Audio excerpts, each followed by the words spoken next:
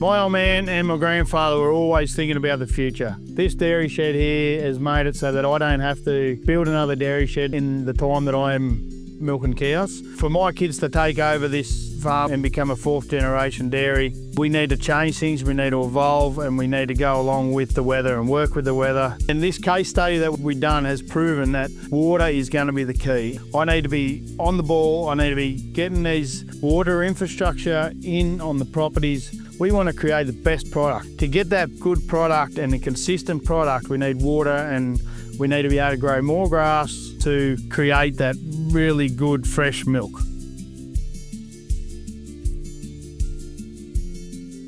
Hi, I'm Melissa Vallis. I work for the Bega Group as the On-Farm Sustainability Manager, and I'm based in the Bega Valley.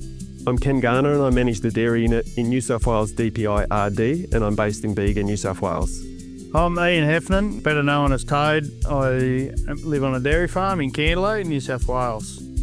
Bega Valley is a beautiful place. We've got a lot of fantastic farmers that are producing fantastic milk that we can make into fabulous products.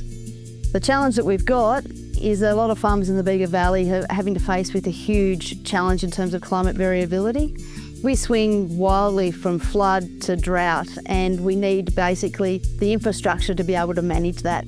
So the Dairy Business for Future Climate project was all about looking out to 2040 and what the predicted climate will look like, and then helping the farm look at different options to more than survive but to thrive in that new climate scenario. So the climate models for this area are predicting that the rainfall pattern will shift, it will get a bit hotter, and that actually has quite big implications for how you manage your farm and how you de-risk your farm. So this project helped the farmers look at different options and then analyse those with quite a lot of rigour, both financially and physical analysis. Looked at what either doing nothing, so that's just remain the same, or adopting various different options, and to see how they'll play out in terms of the farm's productivity and profitability into the future. So we're really lucky to have had a case study done on our farm. But one of the key features of the case study is showing us is the future is going to be drier and different times of year, different rainfalls. But in saying that, it's showing us and it's proven to us that we need to have water storage on the farm where we can capture those big rain events and allow any other water when it's not raining or drier times to allow the fresh water to go down the creek. The on-farm water storage, this project has demonstrated that it actually is an investment that does stack up, but it's going to be a major investment. So close to $1 million to build an on-farm dam is a significant investment for a farm, and it needs to pay off and it needs to be worthwhile doing. So this project was great in terms of it identified and provided some facts and figures around, well, is it going to stack up? But the next thing we need to do is identify that there's more to on-farm storage than providing drought resilience for farmers. It provides drought resilience for whole communities in terms of bushfire preparation.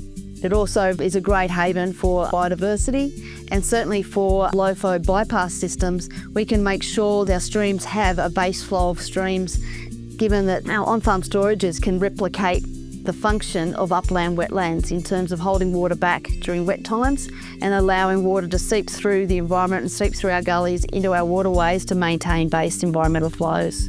We've done this work in several other locations across New South Wales, this case study work, and every farm's different, every region's different, and therefore the options and the solutions that might be best for your farm are different.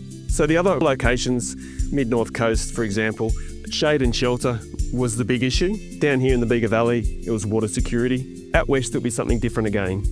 I suppose the main message is that there is tools, there is help and support to do that planning. You need to have a look at your farm and what's going to be the best fit for your farm.